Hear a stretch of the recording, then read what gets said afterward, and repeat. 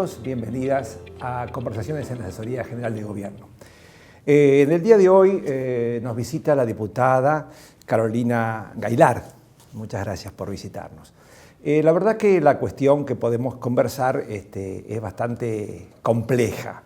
Digamos simplemente que Carolina, sos abogada además y máster en políticas públicas de la Universidad de Buenos Aires. Pero yo creo que lo más rico de todo esto sobre esa formación es tu experiencia de dirigente estudiantil, de funcionaria del Poder Ejecutivo Provincial también y obviamente tu protagonismo ahora en el ámbito legislativo.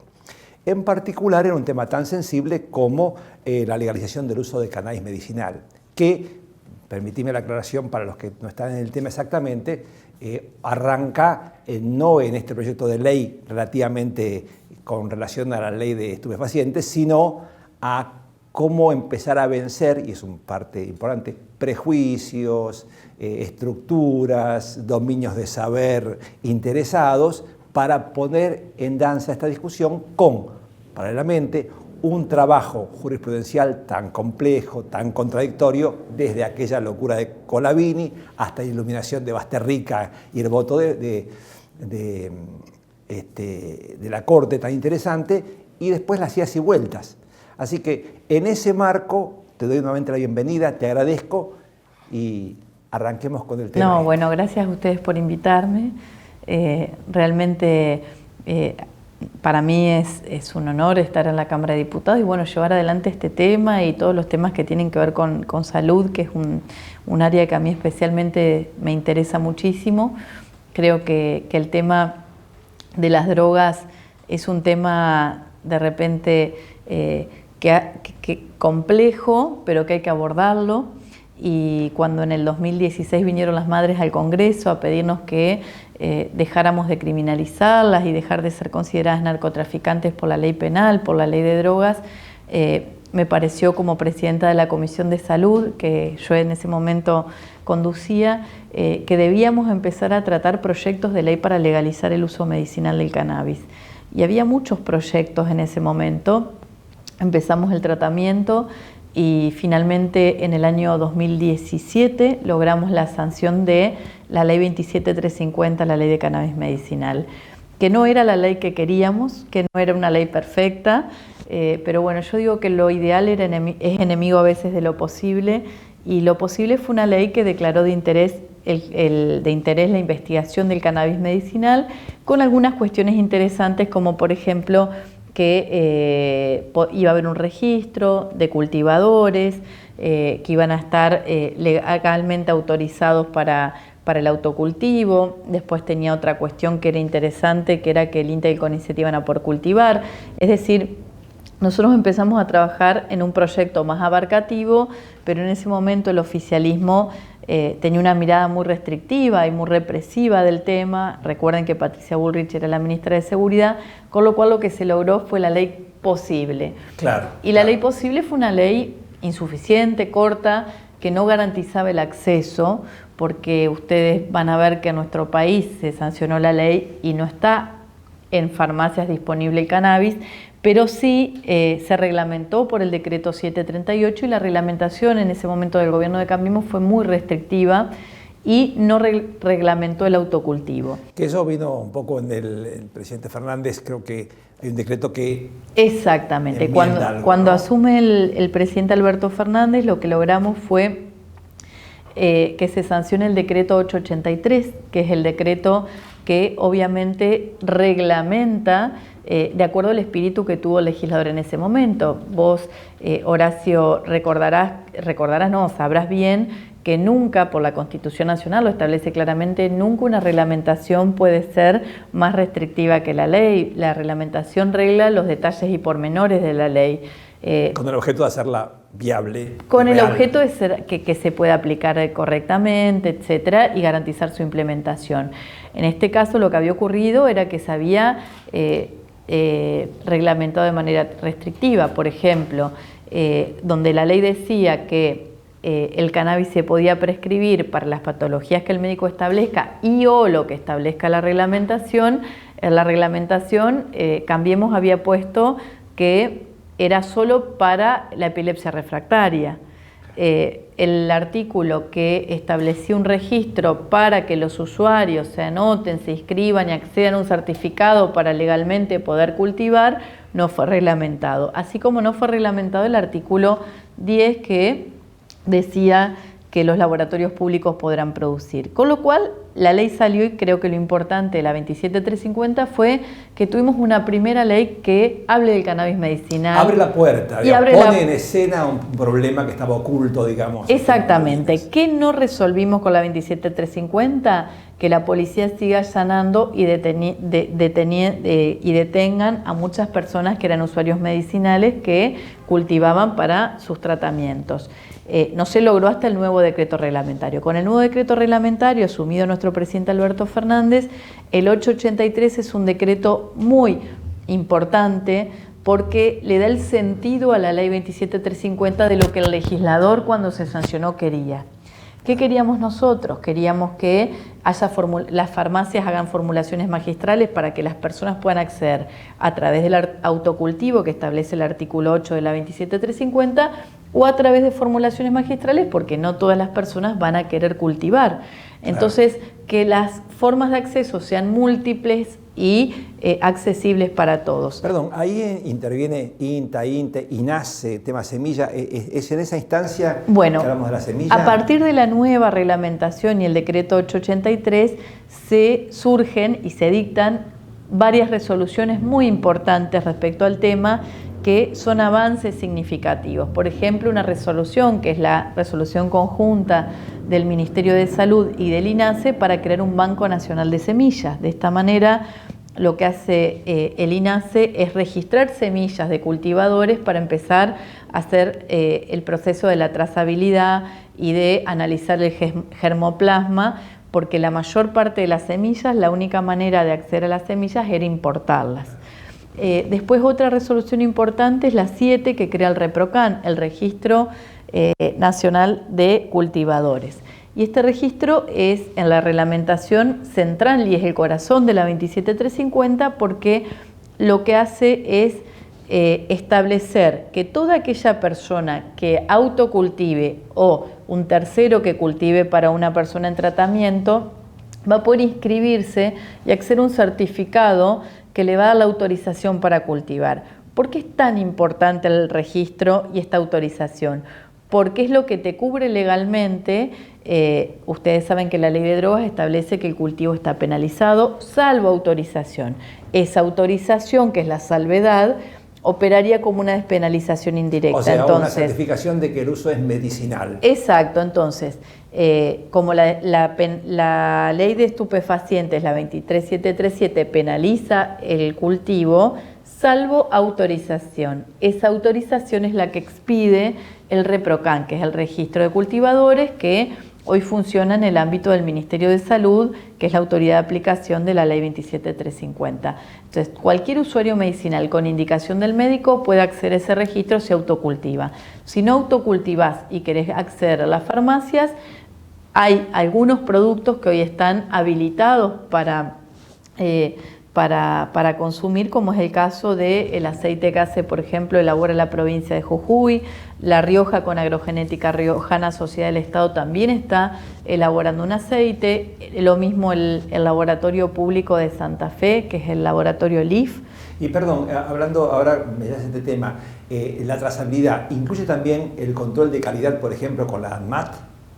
No. Para saber exactamente, porque no, creo que una ese cosa es la trazabilidad de las semillas. Este es un punto importante. ¿Qué ocurrió? Como la 27350 no era suficiente y no alcanzaba, porque no regulaba, no le daba un marco legal al desarrollo productivo, es decir, vos a la 27350 decía que están autorizados a hacer cultivos el INTA o el CONICET, en coordinación con un municipio. Claro, más desarrollo, más de investigación, medio. Pero esos cultivos histérico. eran experimentales. Entonces lo que ocurrió es que la 27350 permitió cultivos, pero solo a fines experimentales, no a fines productivos. Entonces nos encontramos con una paradoja. Se sancionó la ley de cannabis, pero no se podía cultivar para producir, elaborar y comercializar. Entonces lo que viene a resolver la nueva ley de cannabis medicinal, que es el marco legal para el desarrollo productivo de cannabis medicinal y cáñamo industrial es la ley 27669 que sancionamos este año. ¿Qué dice esta ley? Crea una agencia que es la que va a expedir las autorizaciones y permisos para que sea legal el cultivo, la comercialización, la exportación de una sustancia considerada por la ley de estupefacientes que está penalizado que es la todas última estas etapa acciones. que falta ahora.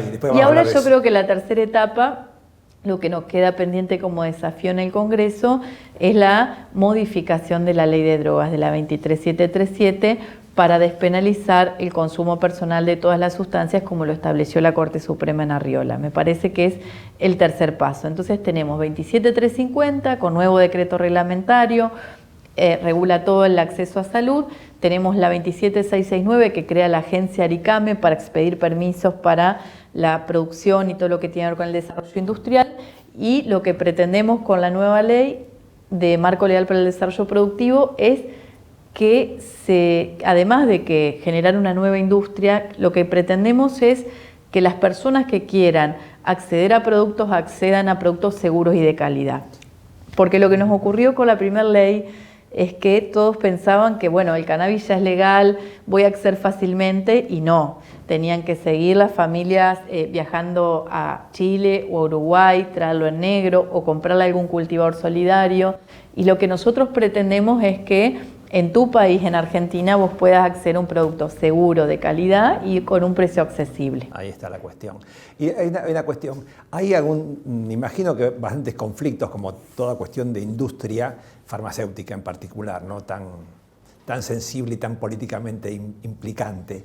En este momento estamos trabajando o esperando salga la reglamentación de la ley 27669, del marco legal para el desarrollo productivo, y allí es clave, muy determinante diría yo, que esa reglamentación establezca que quien va a definir la política pública de cannabis es la agencia de cannabis, la agencia regulatoria, y no los organismos específicos como el ANMAT, como el INASE, como el INTA. ¿Por qué digo esto? Porque la ley, la 27669, establece claramente que es la agencia la que coordinará con estos organismos, la que articulará.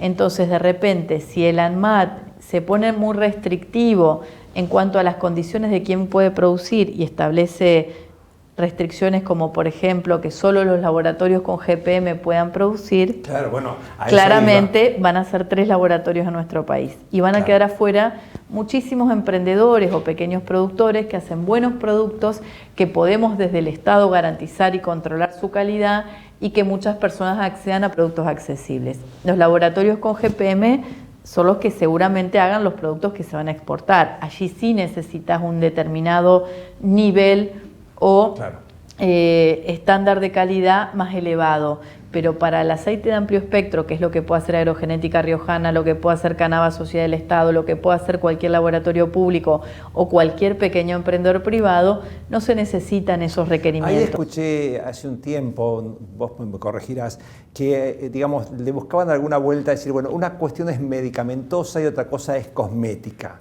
Y había como 2 regímenes o 2 andariveles. Quería decir, bueno, pongámoslo, esto es una cremita, es un aceite que puede ser...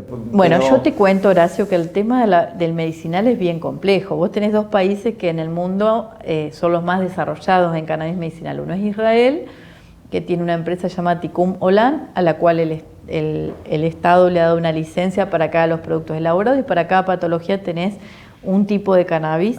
Cada universidad allí tiene un centro de investigación y desarrollo tecnológico de cannabis, y en Israel tenés a Meshulam, que es el científico que descubrió el sistema endocannabinoide, o sea que en el cuerpo nosotros... Hace décadas, ¿no es cierto? En el año, 70. En los 70 más o menos.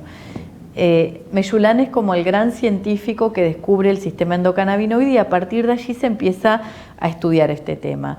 Y otro de los países que tiene muy desarrollado esto es Canadá, con un sistema donde está permitido el autocultivo y también permiten el autocultivo, pero también vos podés acceder a través de una receta de un médico y vas y lo compras a la farmacia o la farmacia te lo manda a tu casa. En Uruguay la paradoja que se da es que ellos tienen ley con una regulación para acceder de diferentes formas al uso adulto, es decir, al recreativo, pero en el medicinal les costó más porque la agencia regulatoria, como el ANMAT en Argentina, el ANMAT uruguayo, también entran en un debate sobre qué es el cannabis. ¿Es fármaco? ¿Es especialidad medicinal o es un fitoterápico? Entonces, el mundo debate qué es el cannabis. Primero, es una planta. Nosotros, ¿qué decimos? No es un medicamento, porque si es un medicamento tenés que hacer fase 1, 2 y 3 de investigación. No puedes pedirle a una planta que tiene fines terapéuticos todo eso, porque primero no vas a tener nunca y tampoco creemos que es un medicamento. No es una especialidad, no encuadraban nada. Entonces en nuestro país hace muy poquito salió una resolución donde define que el cannabis es una categoría vegetal.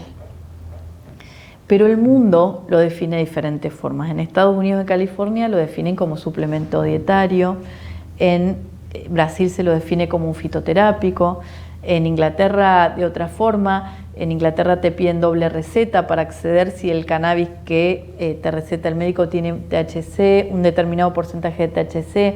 Es decir... Sí, incluso tengo entendido que el aceite de cannabis digamos que se ve mejor en el circuito común, le quitan ese componente tan importante, que es justamente lo que el cannabinoide... Bueno, muy buena tu pregunta, porque lo que ha ocurrido en este tema del cannabis se va evolucionando. Vos pensás que venimos de 100 años de prohibicionismo, ¿no? El prohibicionismo ha hecho mucho daño y el prohibicionismo ha sido una decisión política en Estados Unidos, ¿no? Para perseguir a determinados grupos sociales. Y el prohibicionismo hizo que se pudiera apresar o detener a muchas personas de color en Estados Unidos o que estaban en contra de la guerra de Vietnam. Y el prohibicionismo no ha resuelto nada, ha complejizado todo esto. Yo creo que el tema de las listas de drogas fue cambiando y hoy se está discutiendo incluso si el cannabis se saca de la lista de drogas donde se define que es un estupefaciente. Lo que sí ha ocurrido es que el CBD, que es uno de los componentes, la planta tiene muchos componentes, más de 100 componentes, pero uno de los componentes es el CBD, que calma el dolor, y el THC es la parte psicoactiva, vendría a ser. Entonces, ya la OMS y la ONU, la Comisión de Drogas de la ONU, ha dicho, bueno, el CBD no es estupefaciente, entonces se lo saca de la lista y hoy los países que hagan productos con CBD no deberían tener ningún tipo de restricción.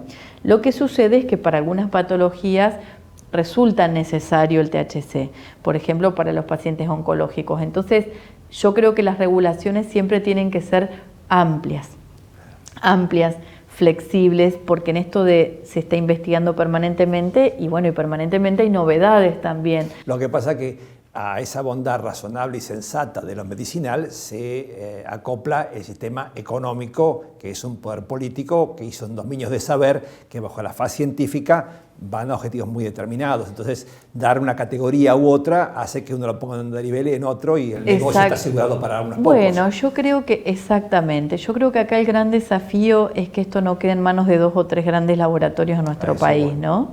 Me parece que ese es el gran desafío que tenemos, porque no habremos logrado nada si esto queda en manos de 2 o 3 laboratorios.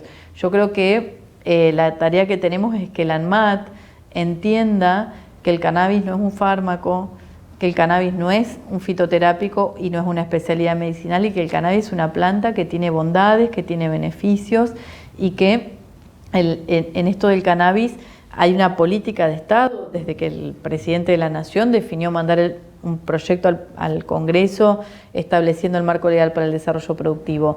Si nosotros no logramos las resoluciones necesarias del ANMAT, del INASE, vamos a tener muchas complicaciones o se van a convertir en cuellos de botellas para generar esta real industria que nosotros podemos generar y exportar a todo el mundo, ¿no? Productos de cannabis.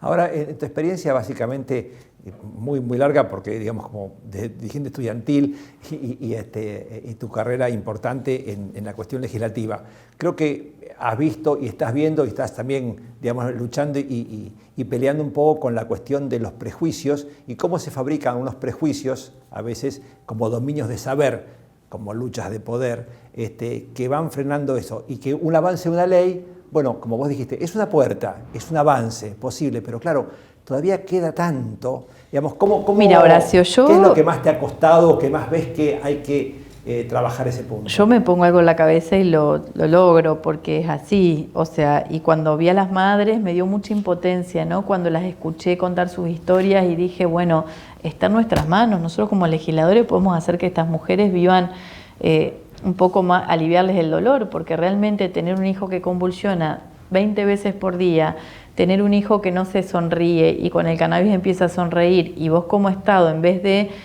aliviarles la vida o hacerle la vida más fácil, le estás complicando, porque lo que contaba Valeria de Mamá Cultiva, yo no me lo voy a olvidar más. Dice, yo sí me vienen a robar a mi casa, o si me violan, o lo que fuera en mi casa, no puedo hacer la denuncia, porque si viene la policía voy a terminar siendo presa yo por tener plantas en el patio de mi casa. Entonces, cuando contaba eso, yo digo, pero nosotros como Congreso tenemos una obligación, tenemos una responsabilidad, y claramente hacernos cargo de eso, ¿no? Cuando empezamos con el tema, a mí me decían, bueno, Caro, pero es un tema complejo, ¿te parece meterte ahí? ¿Qué va a pensar la gente? No, no va a pensar nada. Lo importante es lo que yo pienso, lo que yo represento, lo que yo quiero pelear para que la gente viva mejor, si ese es mi... Ahí hay un poco de ilusión, un poco de utopía y un poco de revolución. Sí, yo soy muy soñadora y creo que todo se puede concretar, Horacio, no existen los imposibles.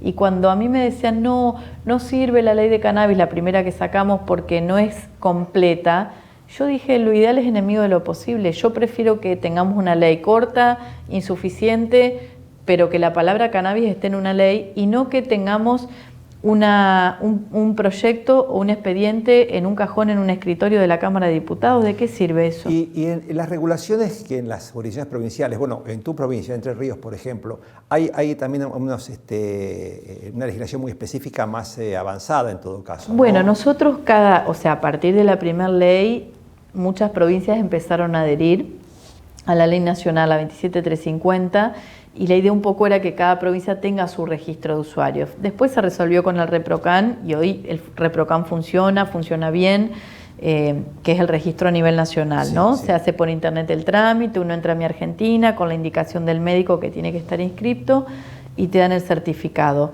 Y lo que se avanzó mucho también es en el cruce con la procuración fiscal, porque muchas veces había denuncias para determinados domicilios por tenencia o cultivos de plantas, y lo que hace hoy la Fiscalía es cruza con el ReproCan antes de hacer ninguna actuación, ¿no? Antes de darle curso a la actuación a las fuerzas de seguridad para que vayan a allanar, tiene que obligatoriamente consultar al ReproCan. Si esa persona es un usuario autorizado para el uso medicinal, no pueden proceder.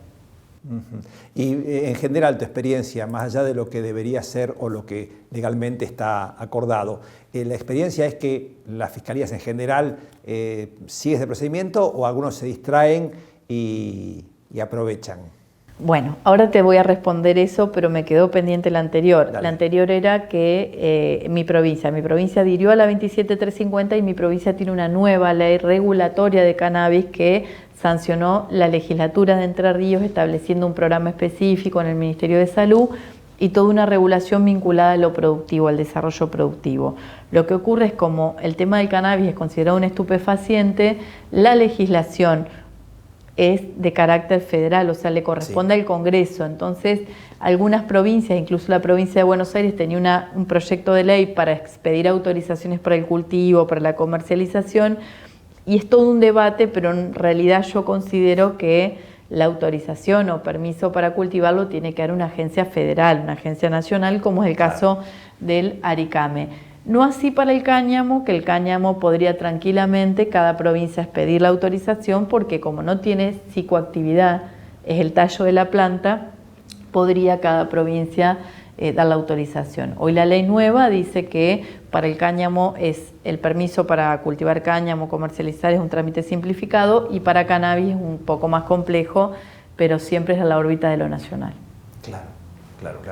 La experiencia con la Fiscalía. La experiencia es que siempre hay un vecino que se lleva mal y sabe que cultiva, la persona el vecino que está enojado te denuncia porque tenés plantas en la casa. La mayoría de las veces tiene que ver con eso, se hace la denuncia Y bueno, se está trabajando en la capacitación de las fuerzas de seguridad porque hay mucho desconocimiento de la ley de cannabis y las fuerzas de seguridad, yo lo que visualizo es que están muy enfocadas en perseguir al que cultiva 3, 4 plantas en su casa o 5 o 6 o al consumidor personal y no en combatir el verdadero delito que es el narcotráfico. Bueno, es el fatídico criterio de Colavini. Exactamente. Es decir, este señor se fuma un porro, entonces hay que atacar el narcotráfico y no sé cuál es la vinculación. Bueno, yo por eso presenté un proyecto en el Congreso y espero que tenga pronto tratamiento para despenalizar el consumo personal de todas las sustancias, ¿no? Como lo dice Arriola, establece la Corte hace 10 años, el fallo, o sea, ya tiene 30 años la ley de drogas, la 23737, y ahora tenemos un fallo de Arriola que establece lo de despenalizar todas las sustancias. Sí, que volvió Basta Rica, que tiene tantos años más. Y Basta Rica fue anterior. Digo, si uno analiza todos los presentes jurisprudenciales, me parece que resulta necesario que el Congreso se aboque al tratamiento. Aparte, el paradigma ha cambiado, ¿no? Ya lo dijo Colombia, la guerra contra las drogas fracasó, entonces los estados tienen que tener políticas alternativas para combatir el narcotráfico. O sea, nunca el Estado va a poder combatir ni con armas ni con todo el dinero, porque el narcotráfico es mucho más poderoso. Entonces, creo que tenemos que tener herramientas o políticas alternativas para combatir el narcotráfico y que las fuerzas de seguridad, que muchas veces están vinculadas al narcotráfico o tienen connivencia con el narcotráfico, dejen de perseguir al consumidor para perseguir al narcotraficante. La justicia deje de tener causas y expedientes que se amontonan en los juzgados de consumo personal y se pongan a investigar el delito complejo. Me parece que ese es el desafío que tenemos y sobre lo que hay que trabajar. Y el debate que nos debemos en el Congreso es liberarnos de los prejuicios. Sigue habiendo mucho prejuicio. Sí, sí. Y ahora, para hilar un poquito el tema, pasamos de lo medicinal a lo punitivo, que está tan enlazado, y la tercer pata, que vos también tratás en el proyecto último, es la ley de salud mental. Digamos, ¿no? Porque está todo vinculado un poco a lo prohibido, a lo punitivo, a los prejuicios, a lo económico, sin duda, al negocio de la psiquiatría, al negocio de lo medicinal y a la libertad pública y a las necesidades vitales de las personas a las que el Congreso debe atender. Sí, bueno, yo creo que la ley de drogas tiene que tener una perspectiva de salud, una perspectiva de seguridad como la que tiene hoy en día. Me parece que la ley de salud mental que tiene nuestro país es una ley muy buena, que es modelo en la región y en ese aspecto me parece que, bueno, el proyecto que nosotros presentamos, además de eliminar la tenencia simple, que es el artículo 14 de la 23737, establece darle un estándar diferente al cannabis respecto al resto de las drogas, ¿no? Por todos los avances que ha habido y los beneficios que se conocen terapéuticos del cannabis, entendemos que tiene que tener un estándar diferente, que hay que legalizar el cultivo cuando es para uso personal, adulto, no necesariamente medicinal. Nosotros creemos que el narcomenudeo tiene que es el eslabón más sensible de la cadena, que tenemos que reducir la pena, porque la mayor parte de quienes están presos hoy por narcomenudeo son mujeres, y mujeres de extrema vulnerabilidad social, y esas son algunas de las cuestiones. Y entre otras, las que vos me preguntás, nosotros en el proyecto también establecemos que no se puede obligar a la persona que está detenida por consumo personal a hacer ningún tipo de tratamiento, o sea, constreñirlo a hacer ningún tipo de tratamiento vinculado al tema drogas, que eso no está bien en la ley de drogas actualmente, ¿no? Que la probation de alguna manera sea hacer un tratamiento. Nosotros entendemos que el abordaje tiene que ser integral, que no todos los consumos de drogas, estamos en contra de las drogas, pero no todos los consumos son problemáticos, hay consumos problemáticos y en ese caso obviamente está la ley. Es muy selectivo porque uno podría tomar desde cualquier adicción, desde el tabaco hasta el chocolate, desde el alcohol, y uno es peligroso, más peligroso. Bueno, Horacio, yo te voy a decir algo, todo en exceso es malo, todo. El cannabis tal vez también. Seguro. Entonces, todo en su justa medida y todo regulado. Y yo voy a decir algo, la peor regulación es mejor que la prohibición. Siempre es bueno, en el caso al menos de drogas o del cannabis, que haya una regulación, así sea insuficiente, porque lo que te permite la regulación es decir, bueno, el Estado controla. cuando discutíamos la primera ley de cannabis decían, bueno, pero va a haber, todo el mundo va a cultivar y va a haber cannabis por todos lados. Mirá, qué mejor que controlar y saber dónde están los cultivos. Vos hoy no sabés nada, hoy todo el mundo cultiva y cultiva ilegalmente, y la ilegalidad trae a la mafia y se conforman mafias y determinados intereses que siempre son espurios. Productos de mala calidad, productos espurios. Entonces, nosotros como Estado tenemos la obligación de garantizar el acceso a un producto seguro y de calidad. Si no, estamos fallando y estamos en falta como Estado. Estamos también teniendo responsabilidad si no lo hacemos. Y mirar para otro lado y decir esto no existe cuando una gran parte de la población hoy consume cannabis para determinadas afecciones de la salud, sería muy necio y muy irresponsable por parte nuestra. Bueno, que son temas muy sensibles donde se juegan muchos intereses y a veces la población en general cae presa de lo que decimos las redes y los mensajes y las contingencias partidarias coyunturales. Bueno, yo lo que no voy a entender, Horacio, es cómo la sociedad en este tema está tan abierta a pensar esto de una manera, ¿no? Porque hoy cannabis, la mayor parte de la población que lo consume es la tercera edad, es la población de adultos mayores. Y digo que por ahí se los indica como los más conservadores y son los que más están consumiendo cannabis.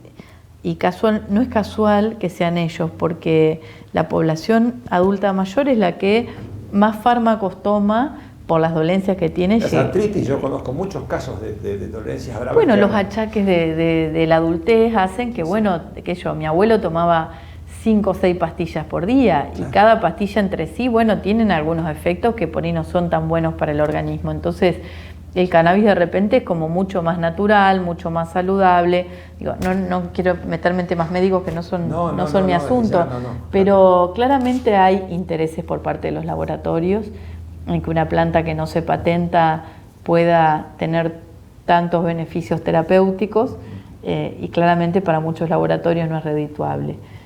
Claramente hay muchos intereses por parte de la fuerza de seguridad en perseguir a perejiles y no combatir el narcotráfico. Claro, sí. Y claramente la política a veces es más prejuiciosa que la sociedad. La sociedad está 10 pasos adelante, entonces en la sociedad, si vos haces una encuesta hoy, el 70% está de acuerdo con el cannabis medicinal y el 30% lo consume. Claro. Y sin embargo, el Estado es el que pone trabas. ¿Y por qué pone trabas en el Estado? Porque vos tenés las leyes, pero su implementación depende de los actores estatales, de la burocracia.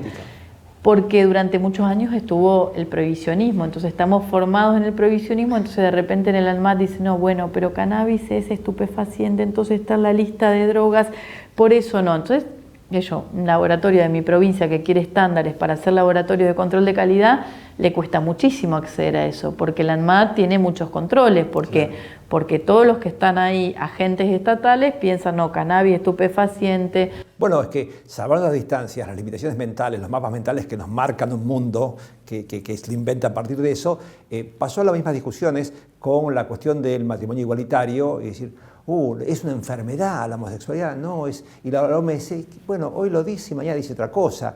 La designación y el valor de las palabras como significantes definitivos, ¿no? Bueno, sí, muy interesante lo que decís, cómo las cosas cambian y después es difícil pensar cómo era antes y decir, pero cómo era así, claro. Qué sé yo, muchas cuestiones. Y los cambios surgen así y el prohibicionismo es como el patriarcado, tenemos que deconstruirnos del prohibicionismo y el Estado se tiene que deconstruir para pensar más amorosamente esto, cómo regulamos para garantizar control y calidad a las personas, cómo regulamos para que vaya preso quien tiene que ir preso, no claro. El que consume. El consumidor hay que garantizar el acceso a los centros de salud, a la atención en salud. Lo vimos con Puerta 8, o sea, de repente un consumidor que estaba teniendo síntomas o se sentía mal, no iba al hospital o a hacerse ver por un médico porque temía ser penalizado. Entonces, justamente esas son las barreras que nosotros tenemos que correr. El tema de la interrupción del embarazo es otro ejemplo trágico del punto este. Bueno, ¿no? yo un día dije, nosotros como legisladores somos responsables de las muertes por aborto clandestino, porque nosotros estábamos penalizando una situación que ocurría. Entonces, cada muerte por aborto era responsabilidad del Congreso que no estaba legislando para legalizar. Y hoy no hay más muertes por abortos clandestinos. O sea, y cambiamos para mejor y somos una sociedad más justa y más democrática. Y yo sueño con el día que despenalicemos el consumo personal y que seamos una sociedad más libre, ¿no? Más libre, más amorosa y más empática, que respete las libertades, ¿no? Las libertades individuales, un Estado que acompañe y no que castigue y criminalice. Y en ese ámbito, para cerrar un poco esta idea, desde tu propia experiencia, insisto, de esta, llamémosle, militancia política e institucional, tu percepción de, más allá de los deseos y del norte que fije la actividad, la perspectiva en cuanto al ámbito político de acuerdos independientemente de intereses muy puntuales, legítimos por supuesto, pero en función de este mundo un poco más empático y de un Estado más al servicio de la amplitud y no de la restrictividad. ¿Lo ves muy difícil, posible, es una batalla muy dura? Para esa precisión demasiado general que te pido. No, a ver, yo creo que nosotros tenemos que trabajar para hacer leyes que garanticen o que le den a las personas la posibilidad de vivir un poco mejor. O sea, hacerles la vida más fácil, más vivible, ¿no? Y realmente tenemos que pensar en eso. Siento que la política a veces está enfrascada en sus intereses, en sus disputas y no está pensando en que la gente viva mejor. Y eso a mí me preocupa porque siento que a veces tenemos un grado importante de desconexión con lo que le pasa a la gente. Entonces, estamos bien en la medida que el Congreso debate lo que a la gente le preocupa. Si nosotros no enfocamos bien, difícilmente la gente se sienta bien representada. También creo que hoy con las redes sociales y el avance de las tecnologías tenemos un Estado de hace 50 años con una sociedad en el siglo XXI que todo es muy rápido, muy veloz, muy el instante, el momento. Entonces un poco un Estado desfasado de las personas y eso lo veo difícil y con preocupación. Yo digo, claro, si la gente todo lo hace por internet con el teléfono y nosotros tenemos un Estado que papel lo firma uno, lo firma otro, va a hacer el circuito administrativo, que no puedes obviar, pero digo, ¿cómo, si bien hoy hay expediente electrónico y se ha avanzado en muchos aspectos, cómo hacemos Haría falta que una vuelta de tuerca más para que esa burocracia tan indispensable para que el Estado funcione y funcione bien, no esté tan desacoplada de la demanda? Bueno, hay un libro de Inédit que yo estaba leyendo que, dice, que habla de las democracias del siglo XXI, la democracia compleja y la complejidad de esto, cómo seguimos teniendo las instituciones de hace 50 años y la sociedad cambió y mucho, ¿no? Y yo veo el tema de los likes, el tema de uno estar tan pendiente de las redes y de qué mostramos y esta realidad paralela que se vive y cómo eso me preocupa, hace que muchos sintamos que hay una vida posible cuando en realidad no es posible. Vemos vidas de lujo de muchos artistas famosos, la vida íntima, y digo, ¿cómo no va a generar frustración en un montón de personas que ven eso como algo posible cuando en realidad no es posible que todos vivamos de esa manera? Entonces ahí empieza también a haber como una crisis de las democracias como sistema político. Lo estamos viendo ¿no? Globalmente. Globalmente. Ayer veía que un amigo estaba en una charla que era ¿es posible la democracia con las sociedades en grieta o la grieta? ¿Viste cómo opera eso? Y a mí me preocupa la grieta, me preocupa que la política no comprenda la complejidad de esta nueva sociedad y cómo hacemos para representar bien a una sociedad que está un poco hastiada de la política, fatigada, porque creo que el COVID nos dejó como que las relaciones sociales de producción han cambiado, las relaciones en el trabajo, la educación, y cómo hacemos que no deje de tener valor la comunidad organizada, ¿no? Porque creo que muchas cosas del COVID, de repensar lo esencial, que es el valor de la vida, están buenas, pero cómo eso no nos lleva a una sociedad que sea más individualista, sino a una sociedad más organizada, porque el teletrabajo hace que uno pierda el vínculo con sus compañeros de trabajo. La educación virtual también, algunos la pueden llevar adelante y a otros les complica la existencia porque no tienen conectividad y un montón de cosas y también te aleja del espacio educativo y de la vida en comunidad. ¿Cómo todas estas nuevas formas no nos alejan de la vida organizada, de la vida en comunidad, que es en lo definitiva creo que todos somos mejores seres humanos, mejores personas. Y qué difícil esta idea, sobre todo en el rol de la legislación, donde hay una percepción en general que las instituciones, que parece que estuvieran fuera de las redes, que sería el mundo real para un grupo de personas, están allá, y el Congreso, ¿y qué hace el Congreso? ¿Y qué trabajan? ¿Y qué hacen? Y de repente, cuando va el caso concreto de una mamá cultiva y ve, bueno, por esto podemos estar más cerca de todo esto, la vida real se conecta con la actividad legislativa. Sí. Bueno, yo creo que sería una buena decisión que nuestro presidente anunciara el proyecto de despenalización del uso personal del consumo personal de estupefacientes, porque es un tema que nuestro país lo tiene pendiente, que Colombia ha avanzado, que México ha avanzado, que hoy se debate en el mundo. Biden acaba de indultar a quienes tenían causas por este tema y me parece que es momento de mostrar también una ley de avanzada en este aspecto, y creo que va a haber acuerdo de distintas fuerzas políticas, que no va a ser un tema que apoye solamente nuestro espacio político. Bueno, esperemos que pronto podamos celebrar ese anuncio. Así será. Muchas gracias, Carolina. No, gracias a vos, Horacio. Nos vemos.